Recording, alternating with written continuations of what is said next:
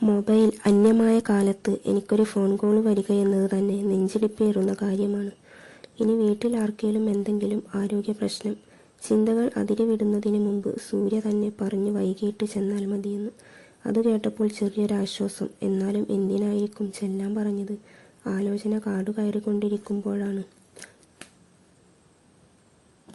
Staff റൂമിൽ നിന്നും ഇറങ്ങി വരുന്ന ആകാശിനെ കാണുന്നത്. ആകാശ് ഇങ്ങോട്ട് വരുന്നതിനെ പറ്റി എന്നോട് പറഞ്ഞില്ലല്ലോ എന്ന് ആലോചിച്ചാണ് ഞാൻ അവൻ്റെ മുഖത്തോട്ട് നോക്കിയത്. എന്തോ ഒരു ടെൻഷൻ അവൻ്റെ മുഖത്ത് കാണുന്നുണ്ട്. കണ്ണുകൊണ്ട് ഞാൻ അവനോട് എന്താണെന്ന് ചോദിച്ചപ്പോൾ കൂടെ ഉണ്ടായിരുന്ന സൂര്യയെ നോക്കിയിട്ട് എന്നോടൊന്ന് തനിച്ച് സംസാരിക്കാനായി 1 മിനിറ്റ് എന്ന് സൂര്യയോട് പറഞ്ഞിട്ട് സ്റ്റാഫ് റൂമിൻ്റെ അപ്പുറത്തുള്ള പാസേജിലേക്ക് മാറി നിന്നു. ഞാൻ സൂര്യയോട് ഇപ്പോൾ വരാമെന്ന് പറഞ്ഞിട്ട് ആകാശിന് ഒപ്പം പുറത്തേക്ക് നടന്നു. ക്യാൻറ്റീനിൽ പോയി ആകാശിനൊപ്പം ഒരു മേശയ്ക്ക് ഇരുപുറവും ഇരിക്കുമ്പോൾ ഒരിക്കലും ഞാൻ പ്രതീക്ഷിച്ചില്ല ആകാശ് അപ്പോൾ എന്നോട് പറയാൻ പോകുന്ന കാര്യങ്ങളെപ്പറ്റി. അത് ഞങ്ങളുടെ ജീവിതത്തെ എത്രമാത്രം ആഴത്തിൽ സ്പർശിക്കാൻ കഴിയുന്നതാണെന്ന് ആ നിമിഷങ്ങളിൽ ഒന്നും ഞങ്ങൾ ഇരുവരും ചിന്തിച്ചിരുന്നില്ല. ബാലൻ ചേട്ടനെ വിളിച്ച് രണ്ടു ചായക്കും കട്ട്ലറ്റിനും ഓർഡർ ചെയ്ത ശേഷം അല്പം മുഖം താഴ്ത്തി സ്വതവേ ഉള്ള കാര്യഗൗരവത്തോടെ ആകാശ് ഇന്നലെ അരുന്ധതിയമ്മ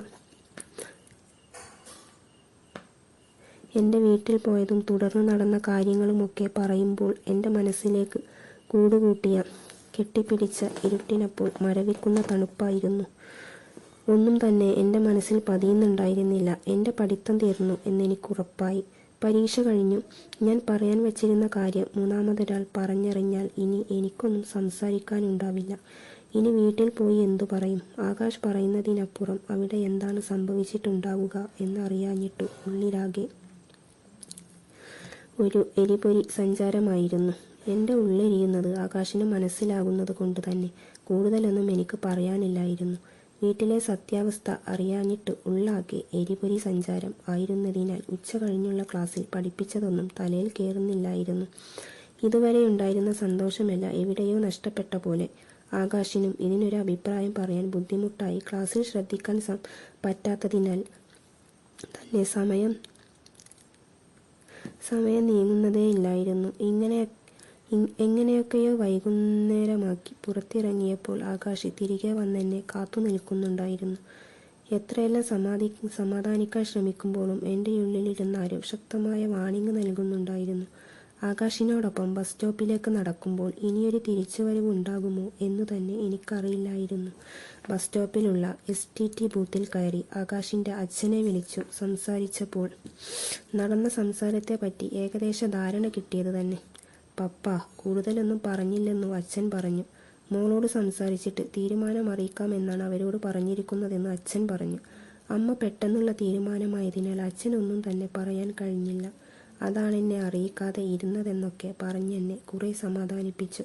മിക്കവാറും എൻ്റെ പഠിത്തത്തിൻ്റെ കാര്യം ഗോവിന്ദ ആകുമെന്ന് ഞാൻ അച്ഛനോട് പറഞ്ഞപ്പോൾ എന്തേലും വിഷമം മോൾക്കുണ്ടായാൽ അച്ഛൻ വന്ന് ഒന്നുകൂടെ സംസാരിക്കാം എന്നെല്ലാം പറഞ്ഞെന്നെ സമാധാനിപ്പിച്ചു. ഫോൺ വെച്ച് കഴിഞ്ഞു. ഞാൻ ആകാശിനെ നോക്കുമ്പോൾ എന്തോ ഗഗനമായ ആലോചനയിലാണ് കക്ഷി. അവനെയൊട്ട് കുറ്റപ്പെടുത്താൻ കൂടി എനിക്ക് കഴിയുമായിരുന്നില്ല. നില സാരമില്ലടി എന്ന് പറഞ്ഞെൻ്റെ കൈയെടുത്ത് പിടിച്ചെൻ്റെ മുഖത്തേക്ക് നോക്കുമ്പോൾ ആകാശിൻ്റെ കണ്ണുകൾ ചെറുതായി നിറഞ്ഞിരിക്കുന്നത് കണ്ടു. ശരിക്കും അവനെന്നെ നഷ്ടപ്പെടുത്തുന്നതിനെ പറ്റി ആലോചിക്കാൻ കൂടി വയ്യായിരുന്നു. ബസ്സിൽ കയറി യാത്ര പറയുമ്പോൾ ഞാൻ എൻ്റെ മനസ്സിനെ പാകപ്പെടുത്തുകയായിരുന്നു. എന്തു വന്നാലും നേരിടാൻ